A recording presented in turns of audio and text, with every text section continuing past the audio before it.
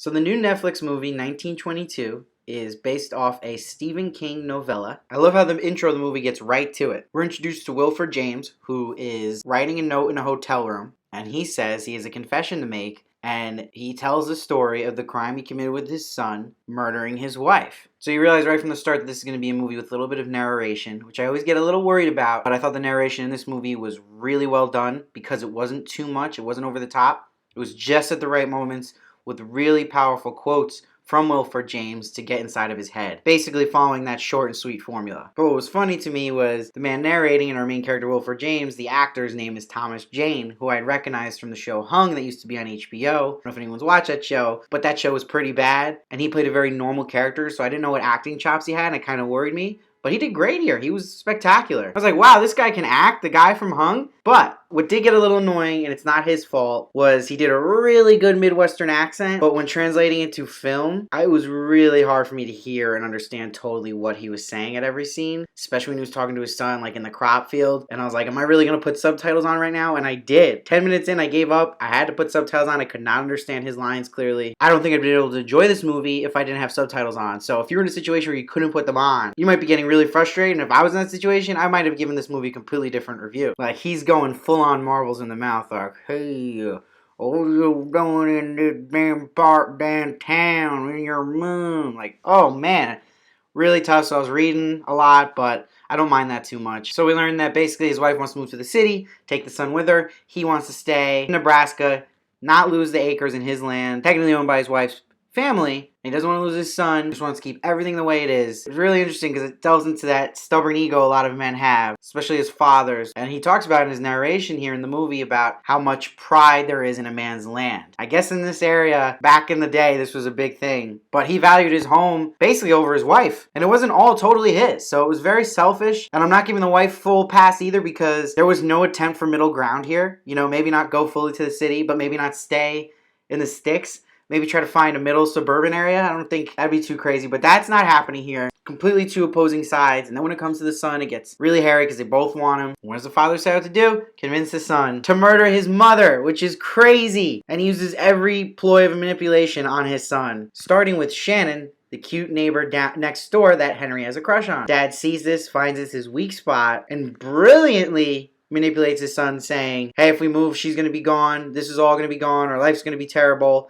But if we do what we have to do, everything's going to be peaceful, and we can move forward. Now this is where the narration of a movie like this really works because when he figures out in his head that he's going to use Shannon, we get to hear that. And he goes, every man has another man inside of them. And he had a conniving man inside of him, and he might want to use this to his advantage. It was almost like a low case of multiple personality disorder here, where he can switch into this monster and fully go in on it and not really leave it. And during these intense scenes with him thinking about murdering his wife, there was really creepy violins playing, which always works in a horror type film, and it worked here, especially in the narration where he's like, murder is on man's time, not God's. Classic Stephen King writing for you. Every line has purpose here. Every line has meaning. But can you imagine if you're in the son Henry's shoes? Your dad is thinking about killing your mom, and then you're torn to even help. I wouldn't consider it ever. Ever! But the son clearly is, because he's a nitwit just like his dad. And what was very sad was when Wilford straight up lies to the wife and says they're gonna move and he's cool with it and the son's coming and everyone's happy and she's getting drunk and she's kissing him, and it shows you too, like, hey, Wilford, aren't you seeing right now this is working and this is what will happen if you say yes, and maybe put your pride away for a second and realize you're picking property over love and family? That didn't click in his head, and it was just his ploy to get her murdered and get her drunk. Before it actually happens, though, which was important, they had to show Henry kind of give a resistance right before they do, and he did, and he suggested lawyers, and his dad, again, master manipulator, saying, this is the only way, boy. And that's a big quote here because the son keeps suggesting there's got to be another way, there's got to be another way. There always is another way. But his dad is so hell-bent on this that in his head he's developed that this is the only way. It's the only way I can get out of this situation I don't want to be in. The scene where he's murdering his wife is brutal. Glad they didn't shy away here. It's very graphic, it's very bloody, and I love that it was like a struggle for the dad. And the kid did nothing to help. He was terrible. Look, if you're going to go through with it, you had one job. Hold your mother down, for Christ's sake. Commit to it. And he couldn't do it. You had one job, Henry. And he just backed away. So now he just screwed up his conscience for nothing, which I thought was hysterical. And the dad was just bad at it. It was such a sloppy throat cut, which I like seeing because most gory scenes like this, they're always somehow professional at it and it just cuts right through the neck. But this showed you a realistic way of how hard it is to just kill somebody. But then we see the husband just chucks his wife down the well, which was ridiculous. And then we got that really cool shot when he looks down the next day and there's rats coming out of her and out of her mouth. That was really well done and it's staring right at him, which was awesome because now it's like, okay, the haunting's beginning. He's going to start feeling this guilt now. She may be dead, but she's in your head. And I'm laughing at that scene, but then when he throws the poor cow down the well, I feel terrible. I'm like, what'd the cow ever do? And then I'm being a huge hypocrite because I just ate a burger a couple hours ago before filming this. Maybe I should take away something from this. Maybe I should go vegan after this one. I also really like the lawyer here who came and visited. I wish we got more of him. I think maybe just because of his great line, where when he's referring it to being hot in the truck that drove him there, when he says, "My sit-upon will never be the same."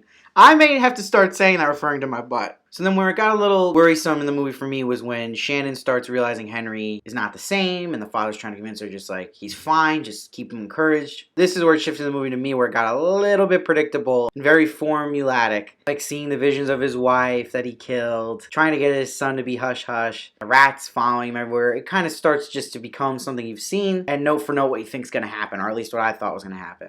And then we see a great scene where the son talks back to his dad. You couldn't even slit mom's throat right. And he basically threatens his son. What good is if I have no one to pass acres onto? It's just crazy. And then I really, really like this sequence though with Wilfred in the winter. And I'm going to give the actor props because I may have never seen someone play cold as well as he did here. I fully believed he was out there freezing his butt off. And that whole sequence was great with the winter storm. It looked so well done and real. I felt like I was there. I almost started to feel bad for him, surprisingly, which I didn't want to. But it was good because it was making me think a different way for a hot second. So then it got really Stephen King horror-like when the wife comes down the steps, whispers in his ear all the things he doesn't want to hear, and he's just living through the worst possible thing that can happen to his son now. And he admits he deserves it. And he's like, just kill me. I don't want to hear this. Like, I'd rather die. But she's like, no, now her revenge is not having him die. So it was all coming back around. But I was really not crazy about the whole Henry and Shannon becoming bandits. It was a little cheesy. Really kind of a stretch that he would just start robbing everybody and she'd be okay with it, Shannon. It's kind of just thrown all at you and it was a little goofy. And their death scene was even a little goofy. The baby gets killed. It was kind of just a quick way to get everything to go downhill for the son, but